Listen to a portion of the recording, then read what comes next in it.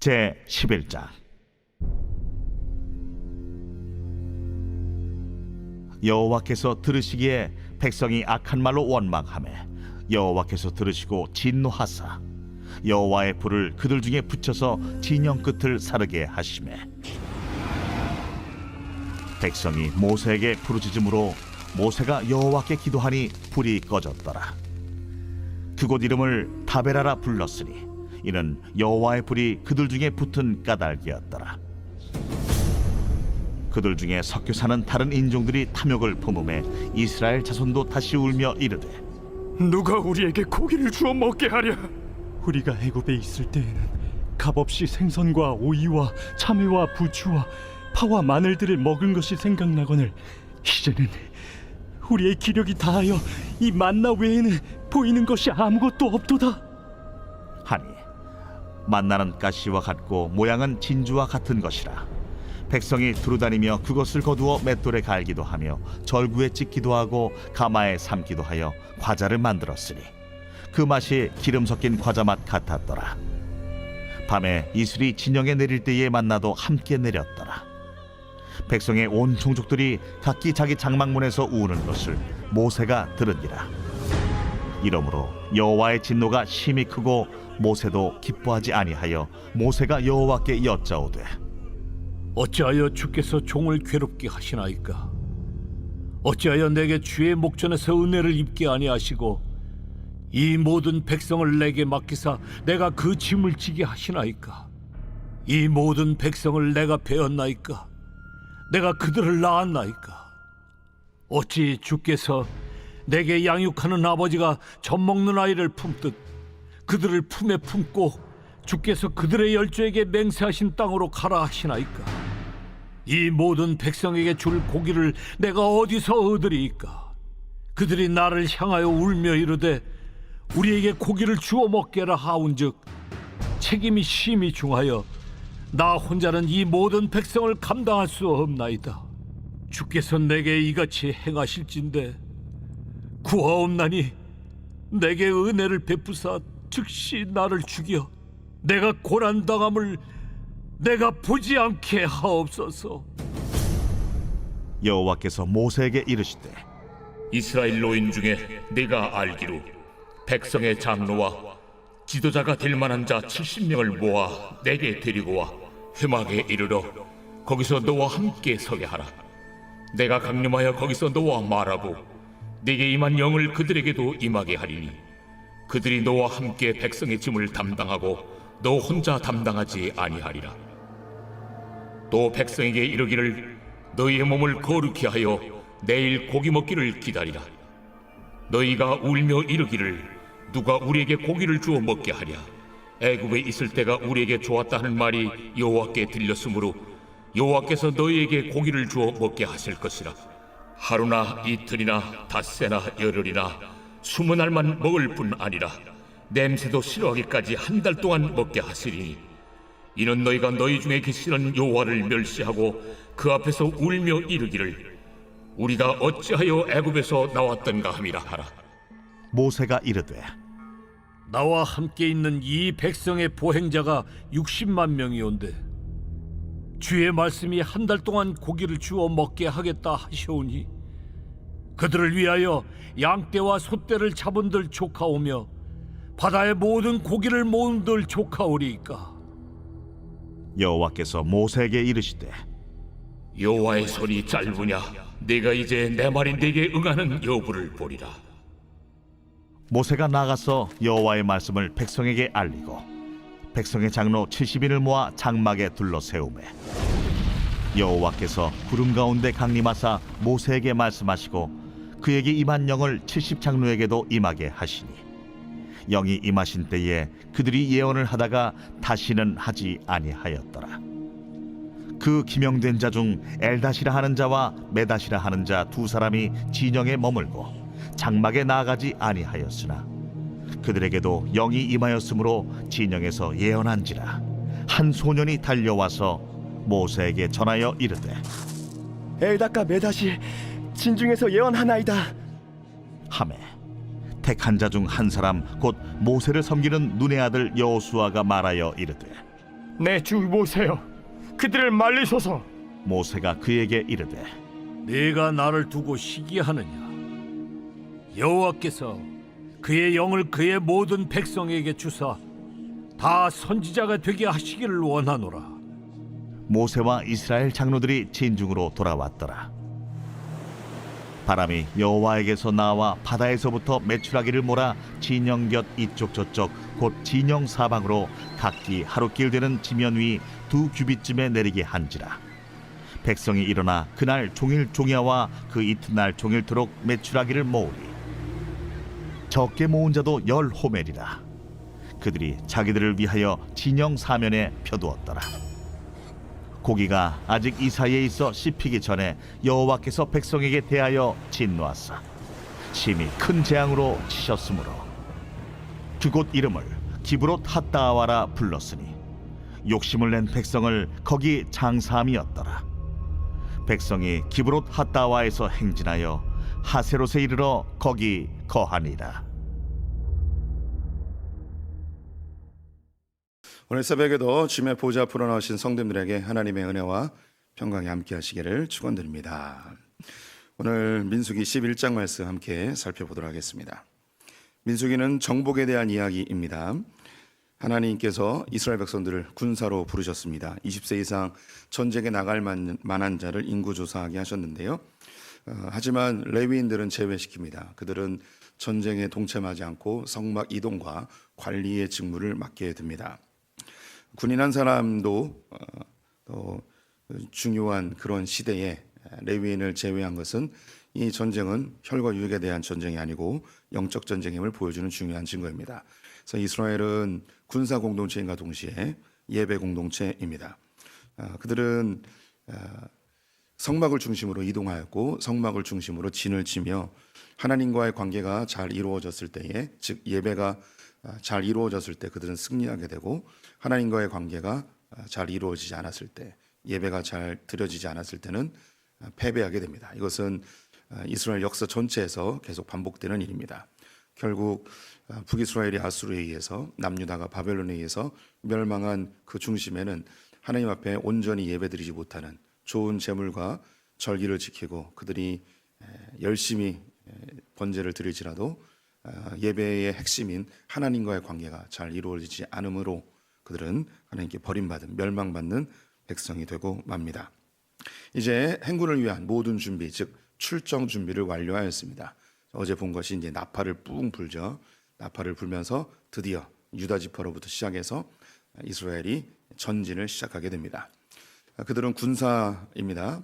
이제 그들은 전쟁을 향하여 나가게 되는데, 이제 궁금해지죠.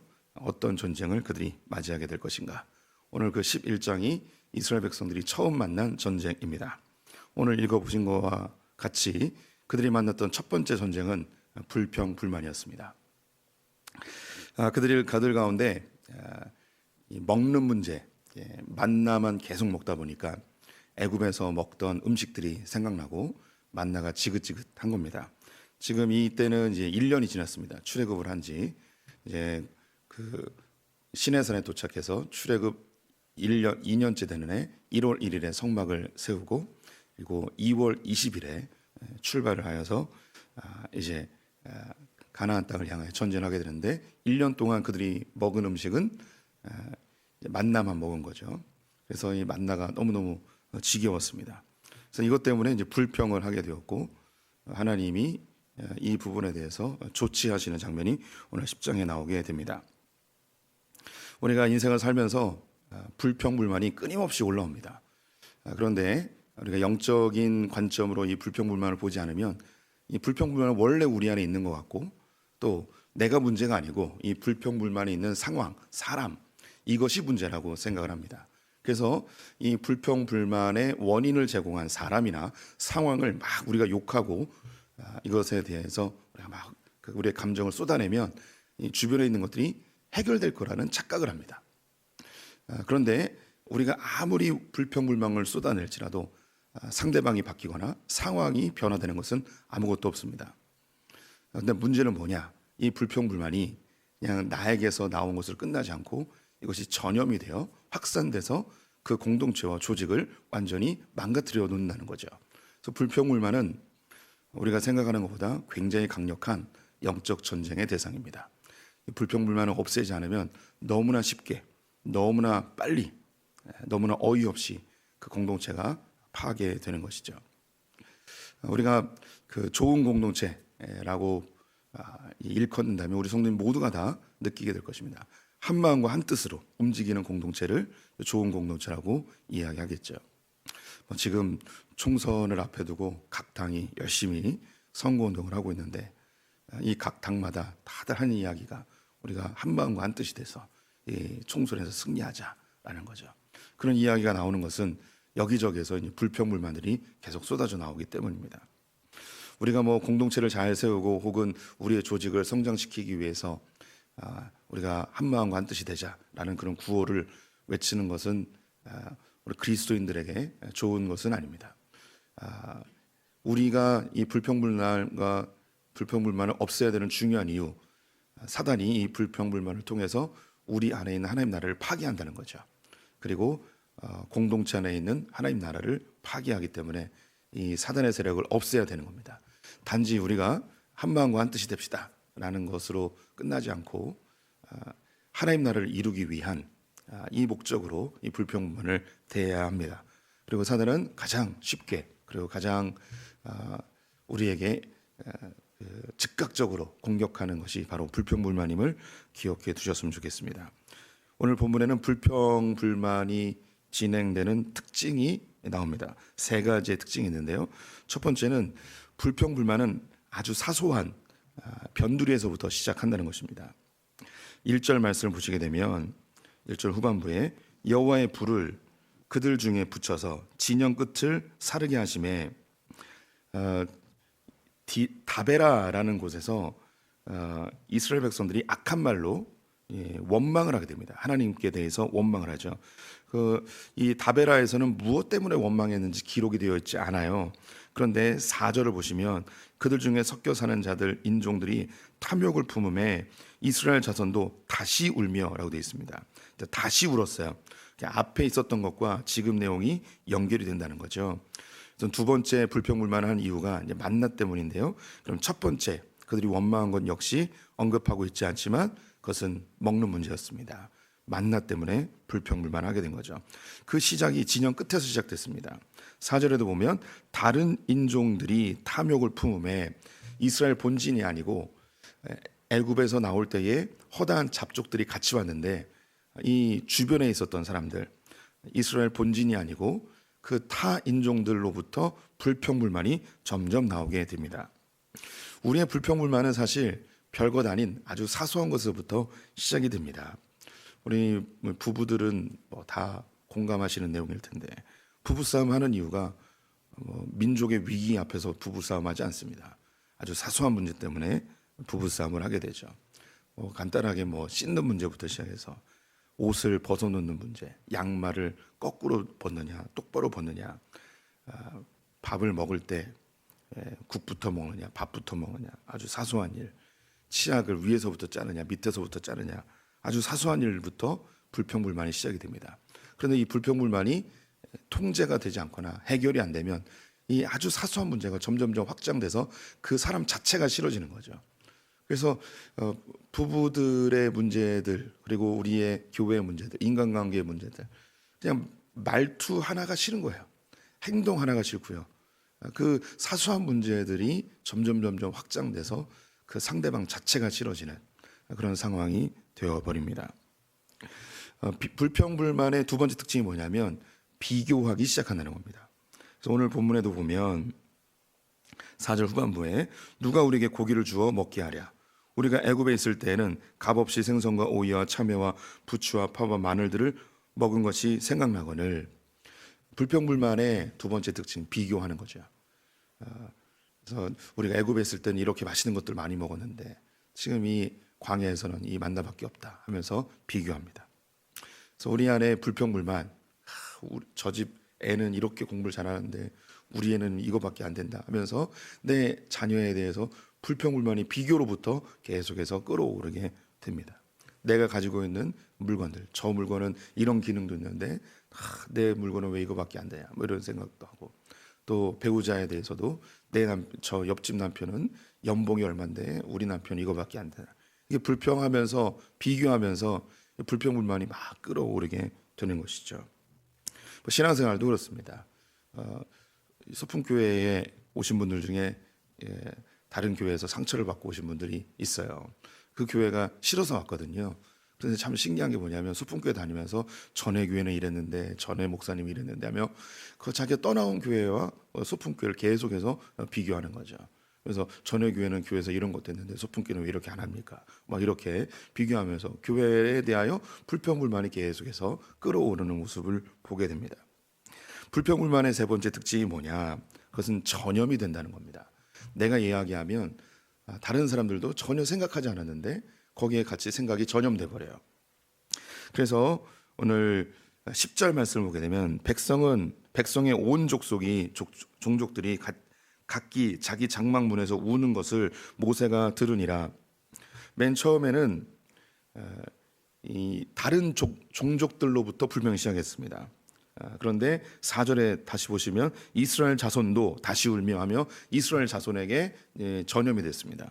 근데 이 전염이 더 확장돼서 백성의 온 종족들이 다 만나 때문에 불평하게 되는 거죠. 이 불평하는 사람들의 특징이 다른 사람이 꼭 얘기합니다. 왜 얘기하냐면 내 불평이 나만의 생각이 아니고 저 사람의 생각이라는 걸 인정받고 동지로 만들어서 이것을 세력화하려는 사람의 아주 본능적인 그런 악함이 있어요. 그래서 이것을 세력화해서 이것을 의사를 반영하여 내가 원하는 대로 이 상황과 사람을 바꾸려 하는 그런 아주 악한 마음이 우리 모든 사람에게 다 있습니다. 예, 불평불만의 특징, 변두리에서 사소한 것부터 시작합니다. 그리고 비교합니다. 그리고 세 번째는 전염시키죠. 그래서 그 공동체를 무너뜨려요. 지도자를 파괴시키기도 하고 공동체의 연합을 파괴하기도 하고 그리고 다른 사람의 화평을 깨기도 하고 분란을 일으키기도 하고 분열을 시키기도 하고 당을 짓기도 하고 어떤 사안에 대해서 불평을 가진 사람이 한 당이 되고 불평을 갖지 않은 사람이 한 당이 되고 그래서 불평불만은 별것 아닌 것 같지만 내 안에 있는 하나님 나라를 파괴하고 공동체 안에 있는 하나님 나라를 파괴하는 사단이 가장 쉽게 우리에게 던지는 공격의 방법입니다. 그러면 이 불평불만을 어떻게 해결할 것인가? 불평불만은 사소한 것이 내 머릿속에서 생각이 납니다. 내 마음에서 불평불만이 끌어오르는 거죠. 그래서 내 안에 이 불평불만을 사람들에게 전염시키지 말아야 하고 비교하지 않기 위해서는 제일 먼저 해야 될 것, 말을 멈춰야 됩니다. 불평불만에 대한 생각이 나는 것 어쩔 수 없습니다. 하지만 이것을 말로 하는 순간 그 다음부터 전염되기 시작합니다. 그래서 공동체를 사랑하고 또 우리 안에 있는 하나님 나라를 지키기 위해서는 이 불평불만을 안 하셔야 돼요. 하지 말아야 돼요. 불평불만을 멈춰야 돼요. 그러면 그 다음부터 우리의 시선이 달라지고 생각이 멈추게 됩니다. 사람은 생각하는 대로 말하게 돼 있어요. 그런데 참 신기한 게 말하는 걸 멈추면 생각도 멈추게 되어 있습니다. 불평불만을 하지 말아야 됩니다. 그래서 성경은 반복적으로 불평하지 말 것을 계속 우리에게 제시하죠. 그럼 여기서 우리 성도님들은 의문이 들 겁니다. 그러면 불평불만의 상황을 그냥 놔두고 아무 말도 안 하고 가만히 있어야 되겠습니까? 라는 생각이겠죠. 그 이후에 이제 모세가 하나님께 찾아 나와서 백성들이 이렇게 다 만나 때문에 지금 울부짖고 있습니다. 내가 이걸 어떻게 해결해 줍니까? 고기 먹고 싶다고 하는데 내가 어떻게 이걸 해결해 줍니까? 하며 하나님께 나와 기도합니다. 그래서 뭐라고 이야기하느냐? 주님, 이 짐이 너무 무겁습니다. 나를 여기서 죽여주십시오. 네, 우리 성도님들이 다 와가지고 저에게 교회에 대한 불평불만하면 전 하나님께 기도합니다. 주님, 제 짐이 너무 무겁습니다. 나를 죽여주십시오. 막 이렇게 기도할 수도 있겠죠. 이 모세의 마음이 충분히 이해가 됩니다. 그랬더니 하나님께서 이 부분에 대하여 해결점을 제시하십니다. 70명의 장로들을 세우래요. 너희들 가운데 지도력이 있는 70명의 장로들을 세워서 회막 앞으로 데리고 오래요. 그러면 내가 너에게 준 하나님의 영을 그들에게도 부어주겠다고 그래서 데리고 와서 세워놨더니 하나님이 정말로 하나님의 영을 부어주십니다. 그래서 예언을 시작하죠. 근데 이 예언은 지속적인 모세와 같은 예언이 아니었고 일시적인 예언이었습니다. 그 이유는 하나님께서 백성들에게 이 70명이 하나님이 세우신 지도자들이라는 확증으로서 하나님께서 증거로 이제 보여주신 것이죠. 근데 여기서 이제 뭘 보여주는가? 초대교회가 오순절과 함께 만들어지게 되었습니다. 그들은 함께 서로 사도의 가르침을 받고 떡을 떼고 모이기에 힘쓰고 함께 기도하고 자기의 것들을 나누고 너무나 멋진 공동체로 성장하게 되었죠. 그런데 그들에게 첫 번째 나타난 영적 전쟁이 있었습니다. 그 첫 번째 영적 전쟁이 뭐였냐면 교회 안에서 서로 이제 구제를 하게 되는데 그 교회의 지도자들이 대부분 히브리파 유대인들이었습니다. 유대교 출신의 기독교인들이었죠. 그래서 구제를 하는데 먼저 팔이 안으로 굽는 거가 아주 인지상정이기 때문에 히브리 출신의 과부들에게 먼저 도와준 거예요. 그랬더니 헬라파 기독교인들이 소외가 되는 거죠. 여기에서 이제 불평불만이 시작이 됩니다. 그리고 비교가 되는 거죠. 왜 히브리 출신의 여인들은 과부들은 잘 도와주고 우리는 덜 도와주느냐? 불평불만이 비교하면서 막 일어나게 됩니다. 그래서 이 공동체 안에 점점 전염이 되어서 도저히 감당할 수 없는 상황이 되어버렸죠. 그때에 똑같은 상황이죠. 우리는 여기서 답을 발견할 수 있습니다. 오늘 하나님께서 이런 불평불만의 상황 속에서 이 문제를 해결하는 방법으로 조직을 만들어줍니다. 70명의 장로를 만들어주고요. 초대교회는 7명의 성령과 지혜로 충만한 7 집사를 세워서 이 일을 감당하게 하죠. 조직은 굉장히 중요합니다. 이 조직은 안정성이 있지만 운동력이 떨어집니다. 하지만 조직이 없으면 운동력은 좋은데 안정성이 떨어지죠. 그래서 이 조직과 이 자유로운 속에 조화를 잘 이루어야 되는데요. 근데 조직은 중요해요. 조직은 목적이 뭐냐? 문제를 해결하고 발전시키는 것이 조직의 목적입니다. 이 세상은 원래 불평한 세상이에요. 우리가 불편함을 느끼는 것은 정상입니다. 네, 하나님께서 가시성풀과 엉겅퀴로 가득한 이 세상에 우리를 보내시면서 그냥 그렇게 불편을 감수하고 살아야 되는가? 그건 아니에요. 그럼 불평도 안 하고 그냥 그렇게 견디며 사는가? 아니죠. 하나님이 우리에게 원하시는 것은 이 불편한 세상을 개선해 나가면서 발전해 나가면서 살아야 하신 거죠. 이것이 바로 정복과 다스림이에요. 이 세상은 가시덤불 엉겅퀴가 있습니다. 우리의 삶은 원래 불편해요. 부부가 만나서 서로 새롭게 살아가는 거 원래 불편한 거예요. 저 사람이 왜 저러는가? 아니에요. 원래 불편해요. 전혀 다른 성향과 전혀 다른 출신, 전혀 다른 배경을 가진 사람들이 한 교회에서 생활하는 거 원래 불편해요. 원래 불편한 거예요. 믿으세요. 원래 불편해요. 예. 원래부터 좋은 공동체는 없어요. 원래부터 좋은 부부는 없고요. 예. 자식을 키우면 원래 불편해요. 예. 원래 그런 거예요. 이 세상이. 그런데 왜 하나님께서 이런 불편한 세상에 우리를 보내셨는가? 이 불편한 세상을 잘 해결해 나가고 발전시키고 개선해 나가는 것이 우리에게 상급이에요. 이게 상급이에요. 환경이 어려우면 어려울수록 그 상급이 더 큰 거죠.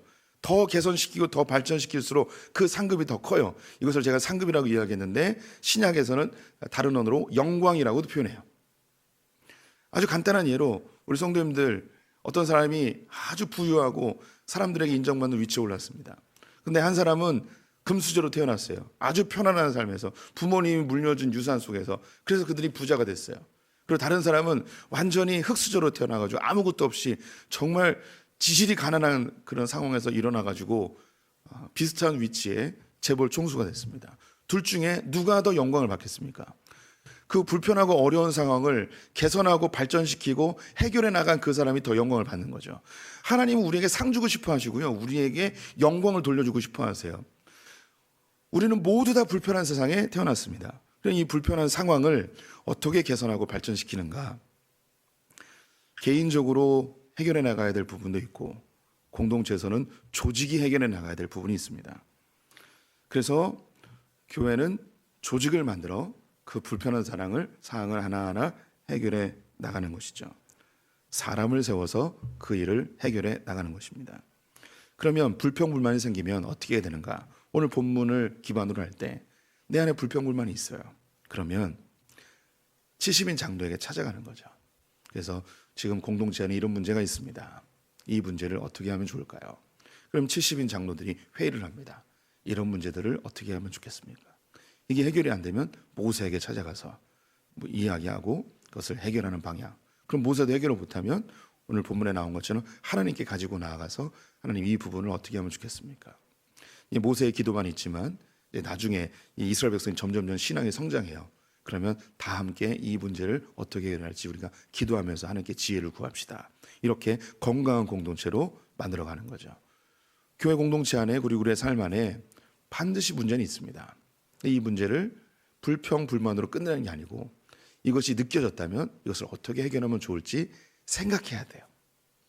말을 멈추고 이걸 어떻게 개선하고 발전시키고 해결할지를 우리가 주님이 주신 지혜로 해결해 나가야 되는 거죠. 우리 교회에는 당회라는 조직이 있고 또 각 위원회별로 조직이 있습니다. 이 조직들이 해야 될 중요한 업무는 뭐냐?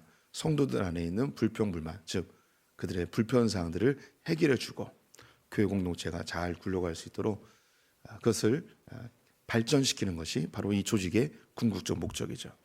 제일 안 좋은 조직 내에서 불평불만을 만들어내는 조직, 제일 안 좋은 거죠.